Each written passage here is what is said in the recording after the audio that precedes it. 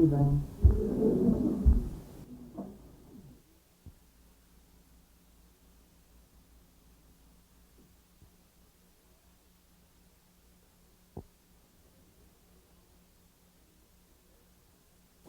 Does God have a plan for each person before he is born? Or is a person the maker of his own destiny? There are two answers to that question. This person, who is a selfhood apart from God, may, of course, be a maker of his own destiny. We have known cases of people who, so far as ability is concerned of any kind, total failures. Probably couldn't have earned a living if they'd had to go out in the world and compete for it, but they became president of the United States just the same. That was the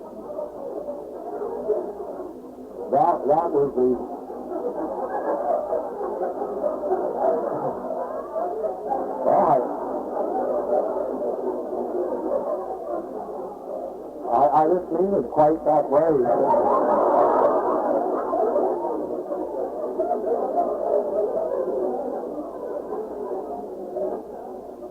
What I meant was that a human being, well,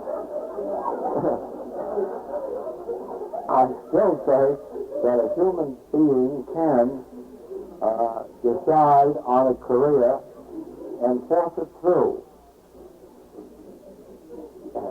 They may end up broken by it, but they'll achieve it in their way. It is possible, of course, for a person, let us say, who is a salesman, to desire to be a big salesman or a big money-making salesman, and if he has enough lack of scruples, if he can word it that way, he can put that through too. Yes, a human being can be a maker of their own destiny. Will Corporal over in Germany got to be the dictator. Illiterate, entirely so, unmoral, probably even immoral for all we know, and no scruples, no conscience, but he upset the world. He was a maker of his own destiny.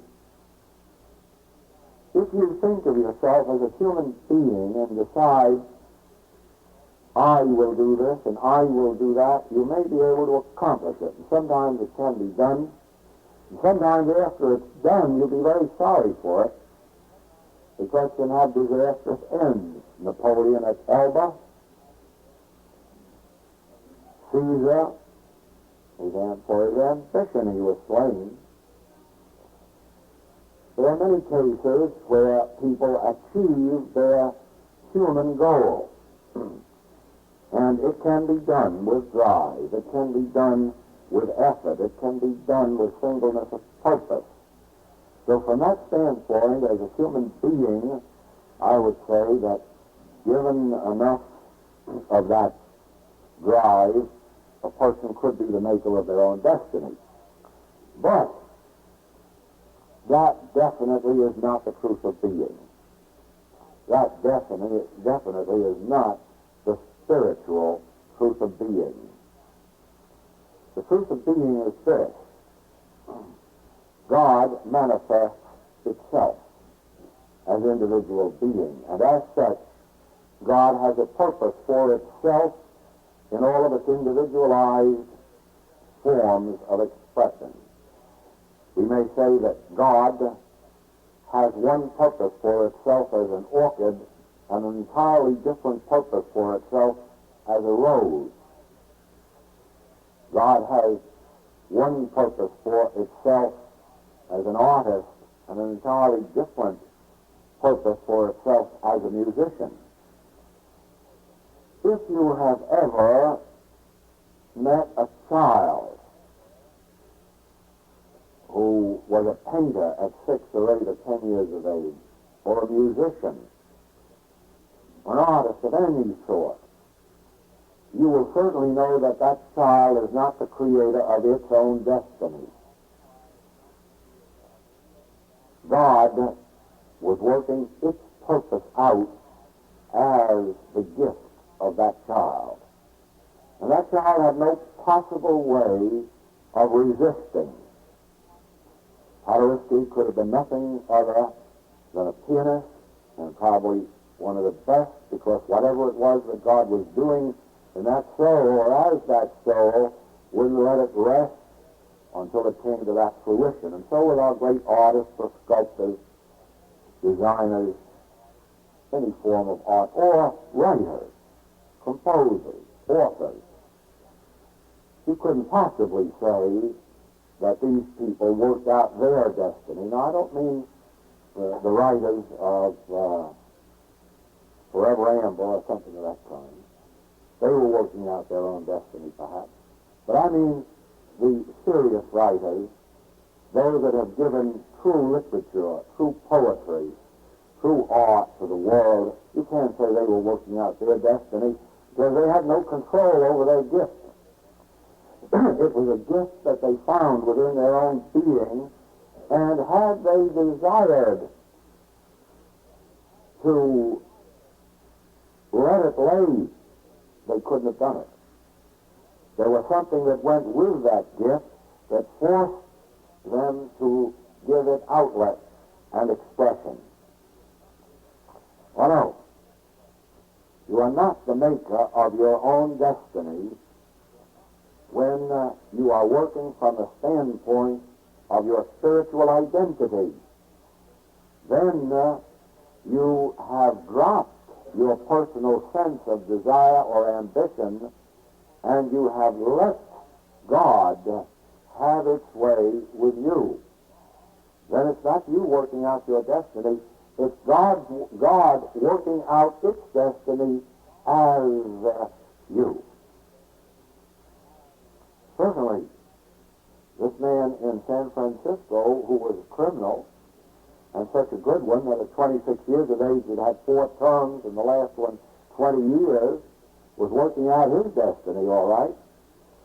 But once he relaxed and let go and realized the depth of what he had brought himself to and surrendered himself and shrieked out, "Oh God," then God was given the opportunity to work out its destiny as his being, and from that day to this he has been one of the greatest missionaries, one of the greatest reformers of prison work, and metaphysician of sorts, because he has had his contact with God that has enabled God to work out God's own destiny as this man's soul. Yes, if you look at yourself as a human being from the standpoint of out here and want to determine what you'd like to do and then want to pay the price in study, work, energy, and all the rest of these things, you can work out your own destiny. But from our standpoint, that is not true. Our standpoint is this. We don't look at the world from effect, but from cause. We see God as the mind, the soul, the spirit, the all of every individual. And therefore we must acknowledge that God, the creative principle, God, the divine intelligence, must include an intelligent and a loving plan for itself in all of its infinite form and variety. Anyone then that relaxes sufficiently and humbly to open themselves for this inflow of God can say, no, I'm not working out my destiny. God is working out its destiny as me, or if we like, we can say God is working out my destiny for me. To me, that seems like a sense of separation there, so I like better God is working out its own plan as my individual being. And so, when we are born as we seem to be into this human activity, and our parents decide for us that we're to be businessmen or women, and we become that, in that sense, then either we or our parents are working out our destiny. But if we come to some place or other where a drive, a sense, a desire for God comes, and we make the contact, from then on, all that business is wiped away, and you find yourself out in a metaphysical or spiritual activity. And then you can say that God has taken over, and God is now fulfilling its function. That's why I've said that when we are about our ordinary human pursuits, we are not fulfilling God's plan. Those are the human activities that have come to us because of our sense of separation. When we come to that place of opening ourselves and receive that divine impulse, our ways then are led into actual expressions of spiritual activity. And that would be, of course, in the arts, in the literature, in the spiritual work, in anything that is a direct portrayal of God activity. I would like to have your opinion on astrology. Astrology is a belief just the same as any medical theory. If you were to ask any doctor if he is using the textbooks that were given to him when he was in college, he would probably throw one of them at you. They've been discarded over and over and over again. And the things that were taught to a doctor 20 years ago probably wouldn't even be seen in a book today. They recognize that that was a theory at that time. Now we have a different theory. So we keep on. However, even though they were not laws but theories, they worked in an average amount of cases. They worked in proportion to the faith that was placed in them. Just as today, there are people receiving a great benefit, a great help from a glass of water. There is a form of medical practice which takes all of the cases that any other materia medica doctor would take, and yet they treat it only with plain water. Oh yes, they take 1 drop of medicine and dilute it in about 8 quarts of water, so you know how much medicine is left, and then give you a teaspoonful of it. But they have the same percentage of cures that any other form of materia medica has. And there's no reason why not. Because all of this is the faith that you can have in either the doctor or the bottle of medicine or whatever it is that's prescribed. So we have with astrology. If you want the truth of being, you'll find it in the 1st chapter of Genesis. God made all that was made, and among the things that he made, you'll find that he made the skies and the stars, the planets, the sun, the moon, and the earth and the waters, the oceans, the birds, everything that's in the earth. And then he made man in his own image and likeness and gave him dominion over all this creation. Now, when then did the picture become reversed and the stars take dominion, or the planets take dominion over man? Who is it that created that idea? It is not recorded anywhere in spiritual literature that God gave dominion to anything, even herbs, over man. gave them to him for food, gave them to him for sustenance, but not for dominion over him.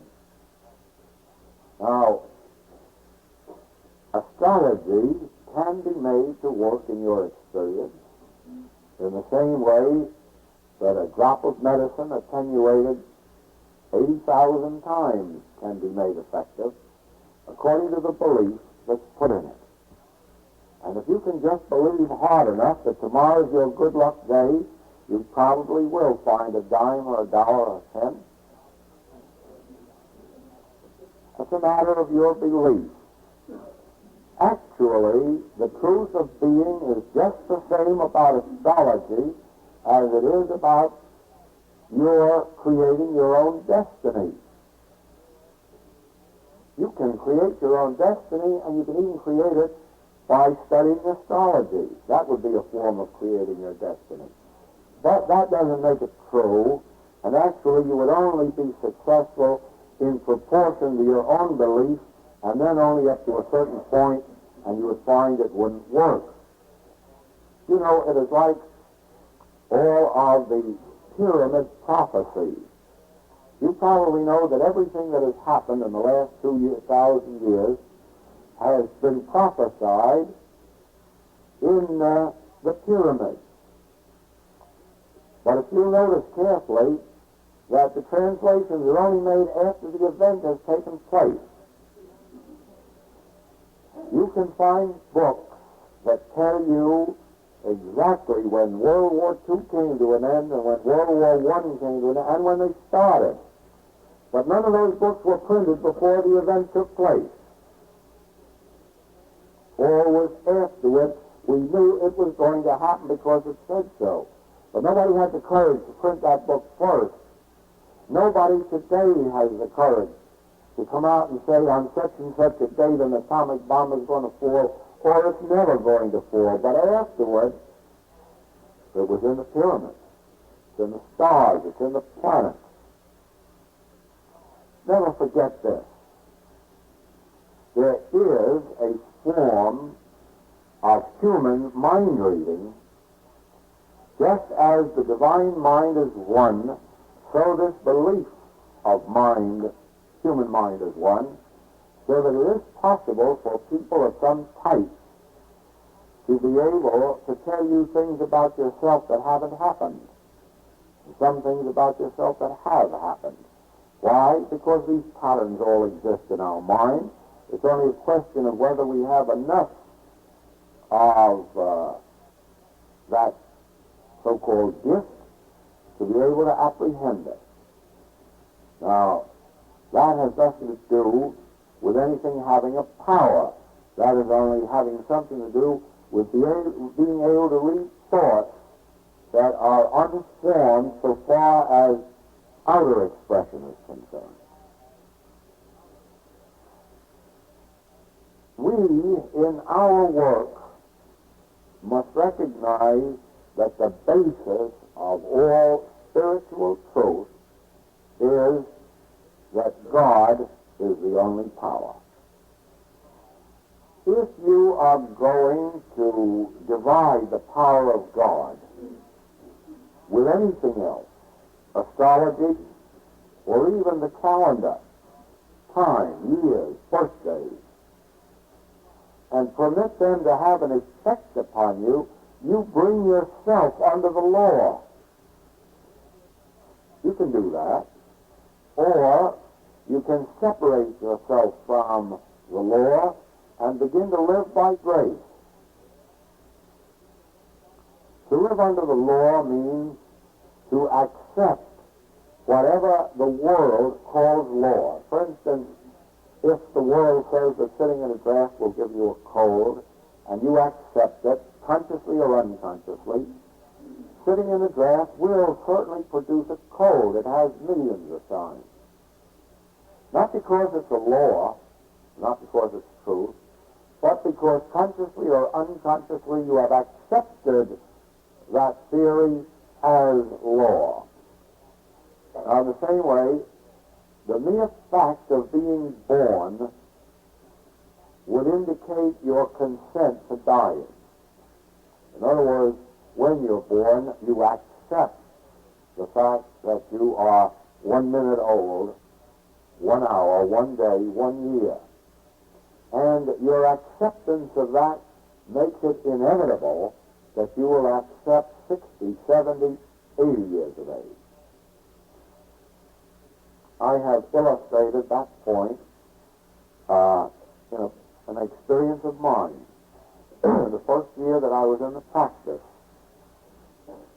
my father and I were born on the same date. We had our birthdays on the same date. And my sister called up to remind me of it and tell me that she was going to have a birthday party for us on that date. Well, I was a very young practitioner and new in science, and I knew you mustn't have birthdays. So I very righteously said to her, "Oh, no, I wouldn't be there. I don't have birthdays." "Oh, well," she said, "all right, if you want to be so scientific and not have a birthday, but your father still likes birthdays, so you can be invited to his birthday." Well, I didn't know that I even wanted to compromise with error to that extent. So I said I would think it over, and I would let her know. And I did think it over. And as I was thinking it over, it popped right into my head, "Well, what are you afraid of? You're afraid of the fact that she named the very birthday that you think it is.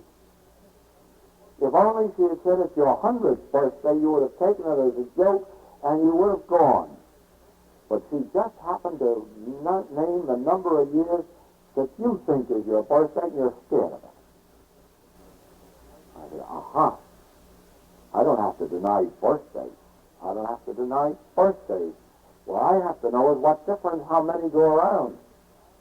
What difference how many times the calendar goes. I'm the same fellow. I'm always the same.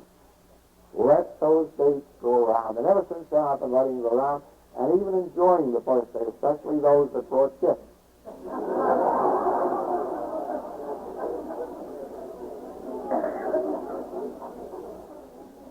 You know, I don't think that we have a right to get so highly metaphysical that we don't enjoy giving somebody a gift of love or receiving a remembrance or a gift of love.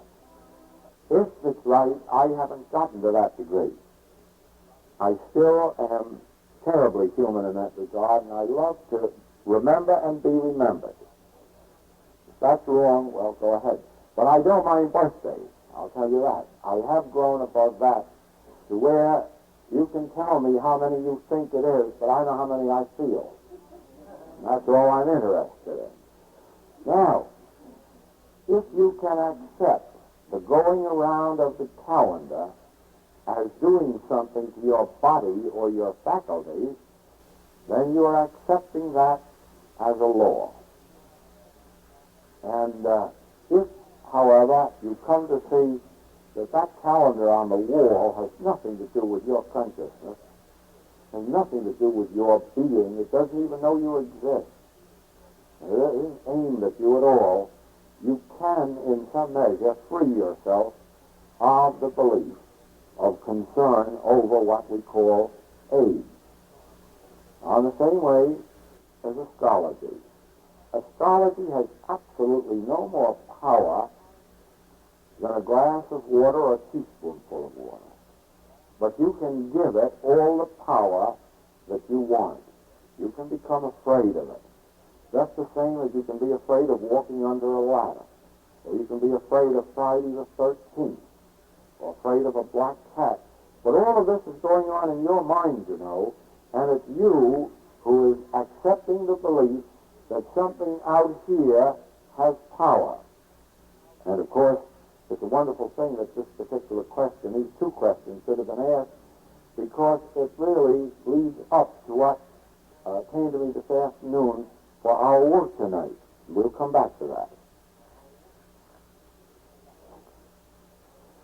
Will you please explain the difference, if any, in treating specific cases? For instance, would there be any difference in treating a case involving eyesight or a tumor?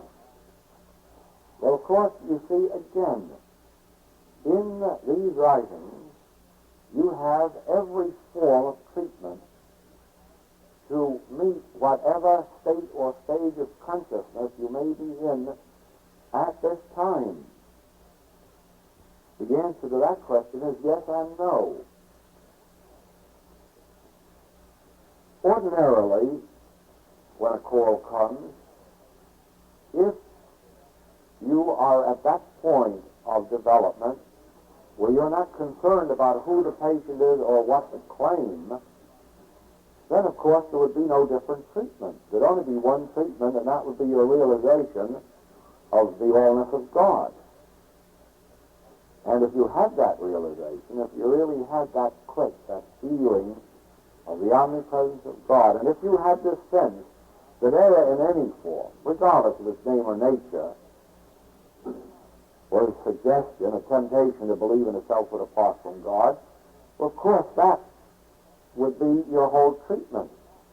And as a matter of fact, I can conceive of many of you not even having to go that far. I've called your attention to two statements in Mrs. Eddy's writings that I think are magnificent in this direction. One is that mortality is a myth. Now, what difference what form of mortality is, whether it's the head, the foot, whether it's unemployment? But what difference what form of mortality if it's a myth, and you can understand that it's a myth because of God being the life and soul of this earth, of this creation, then the only treatment you would need would be to remember anything along the line that mortality is a myth. Now, Mrs. Eddy gave a definition of treatment that has never, to my knowledge, been surpassed. I would accept this quotation of hers as the highest form of treatment I have ever heard anywhere on earth. And this is it. Treat a belief in disease as you would sin with sudden dismissal. That is, out of our own lips. Treat a belief in disease as you would sin with sudden dismissal. That's the treatment, no matter what the error may be. If, remember, you have arrived at that point of consciousness. I have told this before. I was doing healing work before I went through class. My teacher knew it, and he knew how the healings were brought about. So that when I went through class, he gave no instruction on treatment. And of course, I was there to learn something about it, because I thought they knew something about treatment that was better than I knew. And when the class was over, and I asked him why you had given us nothing about treatment, he said, it was out of respect to you. I didn't want to bore you up. You were doing fine work without it. Now, if you are at a state of consciousness where you can accept Mrs. Eddy's statement, treat a belief in disease as you would sin with sudden dismissal, why? Because if it's nothingness, that's fine. That will be all the treatment you will need. Or her other statement, mortality is a myth, so why should it bother me? Now, Scripture has two equal treatments. There are two statements of Scripture that are equal to those of Mrs. Eddy. So we don't need Mrs. Eddy. We can get them from Scripture if we like. In Isaiah it says, "Cease ye from man whose breath is in his nostril, for where is he to be accounted of?" Now, of course, anybody who says, I'm sick, I'm dying, I'm poor, I'm out of work, is certainly man whose breath is in his nostril. Isn't the Son of God saying that, is it? And according to that statement, why bother about this call at all? It's not real. And the Master summed it up even more briefly. My kingdom is not of this world. So I'm going to kick around the illusion. My kingdom is not of this world. Now, if you are at that state of consciousness where you can declare, my kingdom is not of this world, that's my treatment. That's fine, and you'll have marvelous results with it. But if you are not, and you have to give a treatment, for heaven's sake, don't try to be so absolute. Be willing to come up to it if you can, and meanwhile, give your treatment. And your treatment can be as specific as you like. In the writings, you'll find 10 different paragraphs on treatment. And you'll find that every treatment begins with the word God and so forth. Now, as to handling these specific things, yes. Sometimes when a claim is brought to us, as it says here, of eyesight, naturally thought turns to the fact that God is mind, and that mind is the only activity of consciousness. Therefore, it must be the activity of what we call spiritual sight. And so that would be specifically having the idea. You wouldn't be treating another person's eyesight, but you would be, in your treatment, realizing God, the one mind, the infinite intelligence, as the activity of what we call sight.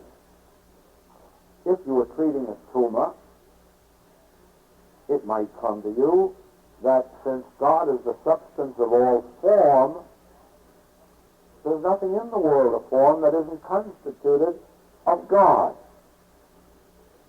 You could do that if that came to you. I'm not giving you this, remember, as a treatment, because you might be treating a tumor and have an entirely different treatment come to you. I'm only giving this as an illustration of what might. The same way I said last night about the alcoholism, or the night before. You see, that was a specific treatment in knowing that what appeared as a bottle of whiskey had no power in and of itself for good or evil. That was a specific treatment. And the reason I was giving that specific treatment was that at that moment it was necessary for me to do it. If I'd have been so high in consciousness as to say to that lady, go on home and forget it, I would never have thought about the fact that whiskey had no power. But it was necessary at that moment to remember that whiskey had no power. And I've had other cases of alcoholism where no such thought came to me at all, where it was just instantaneously alert and alive within me that God was the only substance, the only activity. And sometimes not even that much of a conscious thought about it, just the awareness or feeling. No one can ever tell you specifically how to treat. No one should ever tell you specifically how to treat, because when the claim is brought to your attention, you may not be on that level of consciousness where the person was who was telling you how to treat. How many times do you think busy practitioners get calls on the phone and are so busy with other things that they forget the call entirely, and then get a call that night or the next day with a marvelous healing? They bite their lip and say, good, it's a good thing you had a good practitioner, because I didn't remember. Is that right? Yes, it happens. It happens. Why? Of course, the disease wasn't a reality to begin with. This is a true story. Christian Science lecturer in London, England, had been traveling in the United States. When he got back to England, one of his students met him in the hotel, and they had breakfast together, and then walked to his office. And of course, there was mail piled up there, and right on top was a cablegram. And he opened it and read it, and it was a cable from America of gratitude for a wonderful instantaneous healing. So he handed the cable to the student. He said, you see what a wonderful practitioner your teacher is. Now let's see what he healed. So he went down through this thing and pulled out the other cable, which asked for treatment for some very serious condition. He said, now there you are. You see, I can heal anything. He hadn't received the first cable at all, but it wasn't necessary, was it? He was living in the consciousness of allness, and whoever it was that reached out to him reached that spiritual consciousness. Is that consciousness confined in a body? No. Does it have to be reached through the ear? No. The moment you reach out to the Christ, that's the answer. And at our present stage of development, we sometimes reach out to the Christ of Joel, John, Mary, and so forth. Later on, we just reach out to the Christ. In the beginning of this work, we find it necessary to go to a practitioner and have a personal talk, and usually it takes a whole hour to get it out of our system. And some practitioners make the mistake of letting you come again and again and again and telling the same story over and over again. Doesn't do any good. That practitioner couldn't humanly do anything for you no matter how many times you told your story. And the Christ can do it without hearing that repeated over and over and over again. Now, as we go on in this work, we come to a place where we say, oh, surely I know now I don't have to speak to my practitioner. I'll call him on the telephone. Or I'll send a telegram. I'll get an accent treatment. Well, you just watch. The day will be coming when you won't even go that far and you receive the healing just the same. You'll find that personal contact isn't an actual necessity. And if it is, just the merest hello, get busy will be enough. Why? Because there isn't a Christian Science practitioner or any metaphysical practitioner in the world that has the power of healing anything. Not a one. The Christ of their consciousness does the work. And they have developed that Christ through study, through meditation, through association with those on the path, through the devotion of their lives to a spiritual purpose. They have evolved or developed their spiritual state of consciousness. And the moment you touch that, you should have your healing. And you do have in some measure. Someday we'll have it in the fullness and instantaneously. So, satisfy yourself in my writings on treatment because they represent 20 years of actual experience, and I wouldn't withdraw a word of them.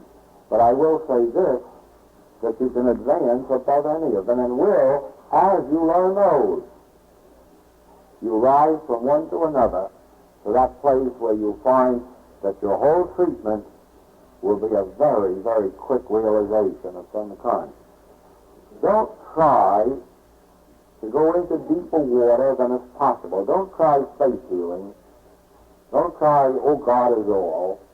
Unless you have an actual awareness of it, you let your patient down. You've got to have the conviction. And sometimes it may be necessary for you to sit up all night to arrive at that point of conviction. And if it is, don't be afraid to do it. I'm not. I get a case of that kind if it's necessary to sit up all night. I have any hesitancy in doing it, or in working for an hour or two or three for the realization, stopping, going back again. Why? Because I have found that it's an utter impossibility living the life as we do with all of our radios blaring and news and all this.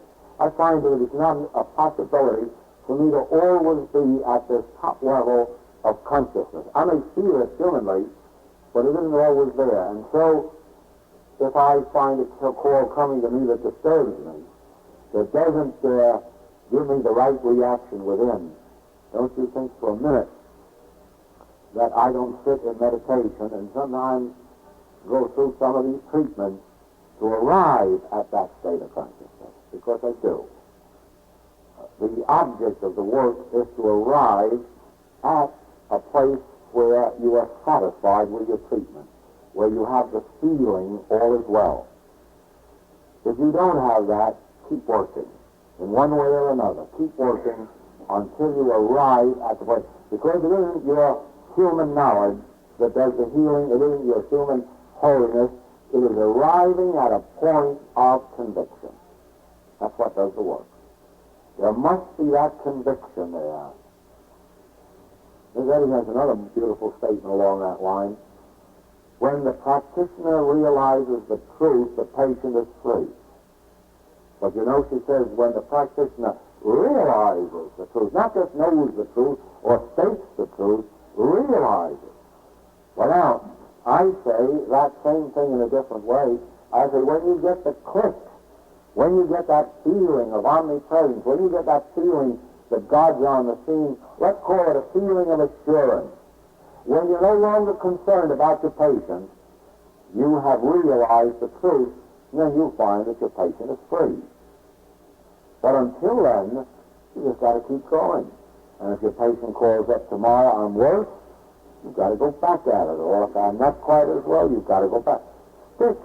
As long as the patient will stick with you, you stick with the patient. When the patient gets tired of you, they'll let you know and go and seek another practitioner. And that's their right. That's their right. They should be free agents. When once a person asks you for help and you've given it, they're not your patient anymore. From the moment you've given the treatment, they belong to themselves and they can take themselves anywhere they want. Don't get to looking for anybody to be your patient or to keep coming back to you. Every time you give a treatment, set them free. Know that they have the right to go anywhere where God leads them. Because otherwise, you're just going to try to hold them in bondage to your human selfhood, and they're not going to find healing that way. Might help your supply a little bit for a while, but in the end you lose more by it than you gain. Never try to hold a patient 1 minute after you've given them the treatment. Realize that at that minute they're free. If 5 minutes later they want to call another practitioner, that is their prerogative. And it's the same way with our students. Our duty as teachers is not out here, it's up here. It's to maintain our own integrity so that they get whatever benefit is possible. But when anyone out here feels that this is not their way, or that this is not their teaching, or this is not their teacher, heaven bless them and let them find it wherever and however they will. And it's the same with our Sunday lectures or our study groups. When a person doesn't feel like coming to a lecture, if they want to stay away once or 100 times, remember they're fulfilling their own destiny in accord with their unfoldment from God. Never make the mistake of telling them that by coming to your service or your lecture that they will be benefited. They will only be benefited by going where God directs them.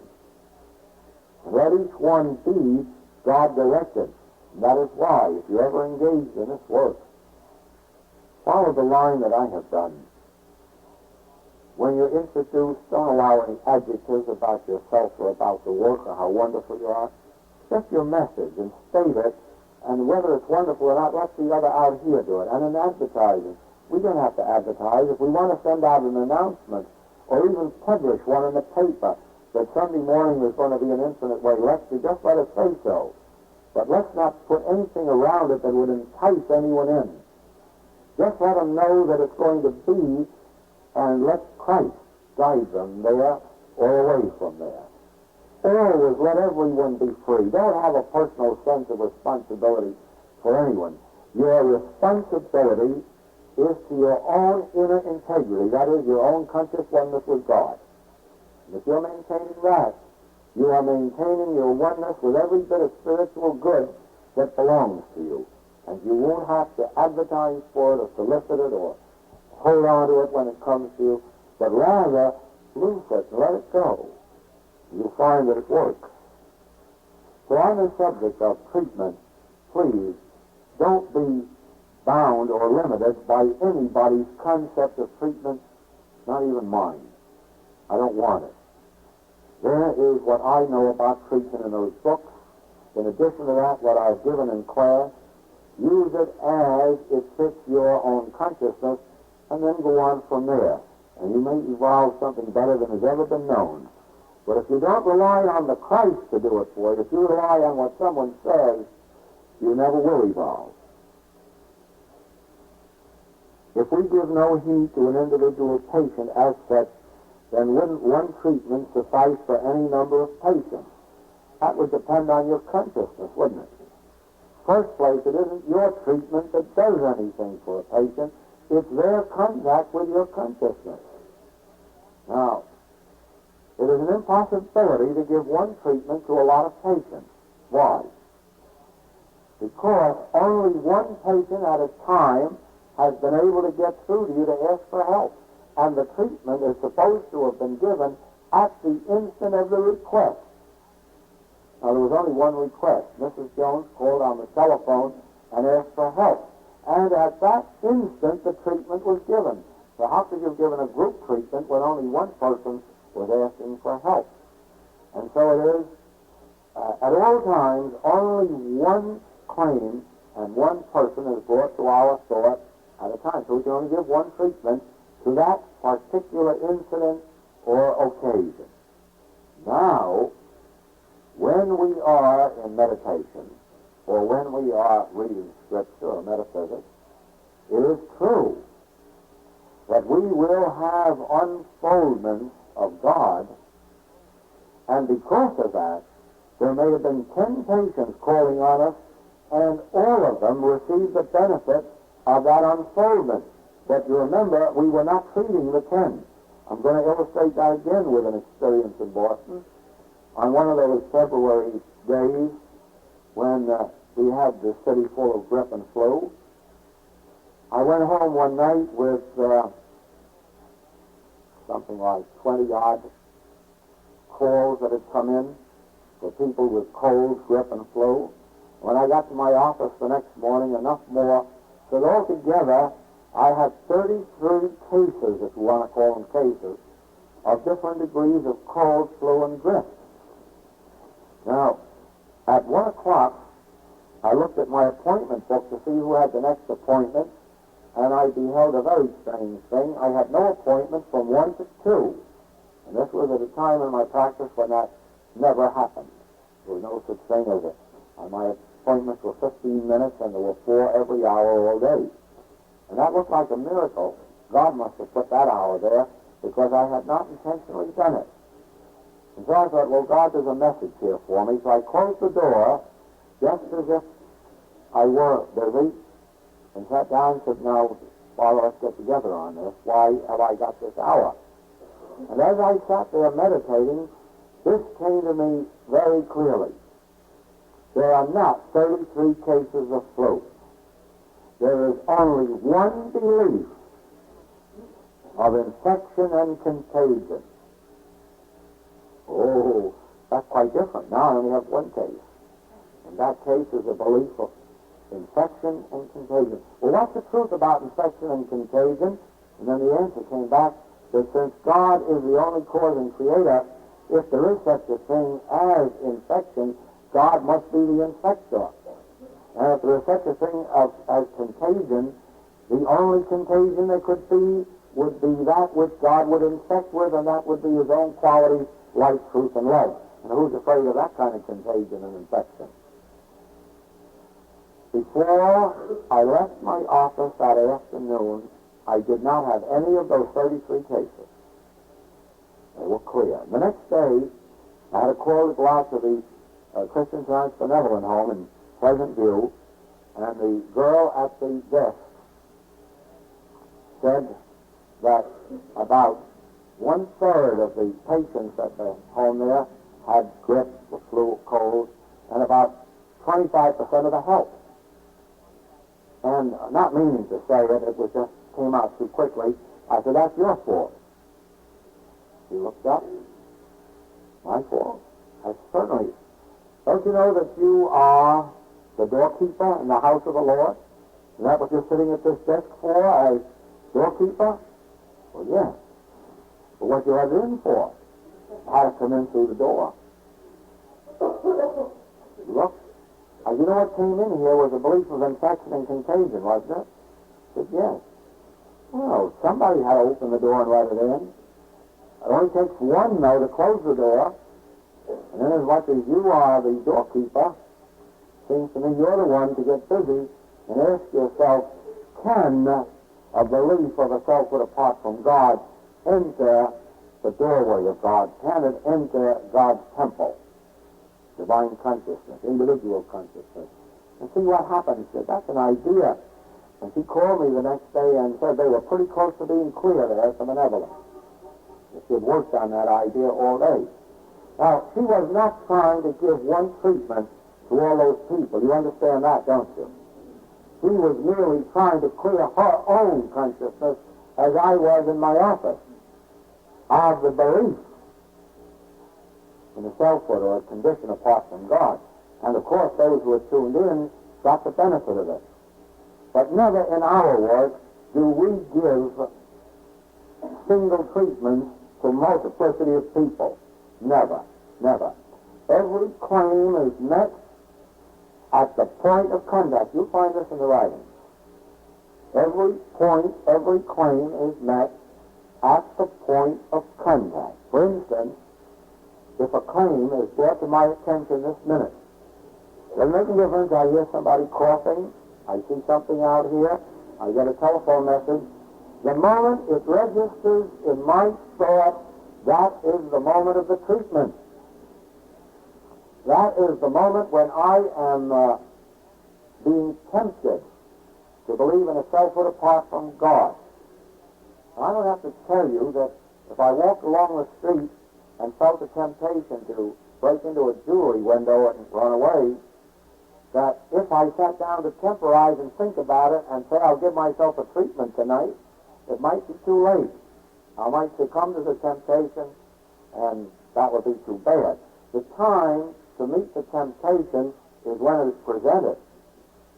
Then you have no difficulty with it afterwards. Now, believe me, there is no such thing as giving a treatment tonight. Don't ever believe that. Don't ever believe that you're wholly honest if you tell someone, I'll give you a treatment an hour from now. You can't do it. It's too late. You've let in the temptation. You've taken in the claim. 5 minutes from now, it's too late. By the time you sit around working with it or waiting for it, you've accepted it. And then it's the blind leading the blind. Remember that the only thing that constitutes a practitioner is an individual who is one with God, that is, one with truth. So if you believe in the call that is coming to you to the extent of saying, I'll do something about it later, haven't you accepted it as well as the patient? Now the patient's waiting for you to get rid of it, and you're waiting for time to get rid of it. No. Every claim must be met at the point of contact. Now, that means that as soon as you hear the call, as soon as you receive the call for help, that is the instant when your treatment must take place, whatever the nature of the treatment is, whether or not you want to realize something specific, or whether you just want to snap your fingers and say, well, mortality is a myth, that has nothing to do with me. Regardless of what your treatment is to be, it must be at the minute of contact. Don't you see that? You hear 3 cars smashed up out there. Don't wait till you get home tonight to give them a treatment. Mortal belief may have given them a treatment before you get to it, and it'll be too late. Now would be the time to know that only the activity of God is taking place, and only the activity of immortal, eternal life is going on. But know it now. Then you give the fellow out there a chance to get up and walk away, not have to be healed later. Every claim, regardless of its name or nature, must be met at the point of contact with your thought. That instant, whether it's on the telephone, whether you're opening your mail and you find a request for help in your mail, or whether you're just walking along the street. I have told this story, I think, before. This is one my teacher told me, my Christian Science teacher, that he was walking along the street one day, and he had a terrible feeling of death around him. And at the same time, he thought of a man, a patient, who was having great financial difficulties, business difficulties. And he associated the call with that man, and he immediately gave a treatment. Immediately, walking along the street, gave a treatment in the realization of one life, the only life, the all life, and so forth. And he said a few days later, this man walked into his office and said I had a very, very strange experience. You know, I just about thought I couldn't pull out of this, so I went to Chicago and decided to commit suicide. I wrote my note, was sitting at the desk, and put the gun up to my temple, and somebody knocked it out of my hand. And I thought that was a sign for me not to use it. You see that? Supposing he had been so busy walking along the street that he was going to give a treatment later. No. That was the very instant that the treatment was necessary. The call had come to him even without telephones, without mail. Why? Because he himself was living in his conscious oneness with God, and he was made aware of everything necessary for him to know. Always, if you keep your conversation in heaven, if you keep living in your conscious oneness with God, everything that's necessary for you to know at any time will be given to you. It'll come in the form of your own thought. It might come in the form of a picture you see. It'll come in some form to you so that you will know it. Now, all you have to do is to realize your conscious oneness with God all the time. 20 hours a day, 24 hours a day, 18, as many hours as you're awake, and remember it while falling asleep so that it will remain as part of your consciousness while you're sleeping. Your conscious oneness with God makes everything available to you. If I can do one thing in my whole life ministry, and that one thing is bring to you a consciousness of the presence of God so that you actually feel it, realize it, and are touched by it, that will have been the fulfillment of God's mission in me. I have no other mission. Never have had it. That is mine. That is what I've felt from the beginning. That just necessary for me to attain this contact, this touch of the Christ, and after that just live my life as it unfolded. So I know that if I can impart that to you, to where you say, I have had a direct impartation, I have had the touch of the Christ, I have had an inner unfoldment, from then on I can say, go on out, I don't care now where you go in the world, or if I never hear from you again, you're off with God, and you're okay. That's the mission of this work. It is not to be just another healing agency or another employment agency. It is to be a teaching that absolutely separates you from the need for any teaching or teacher, since it gives you your consciousness of the presence and power of God. Thank you.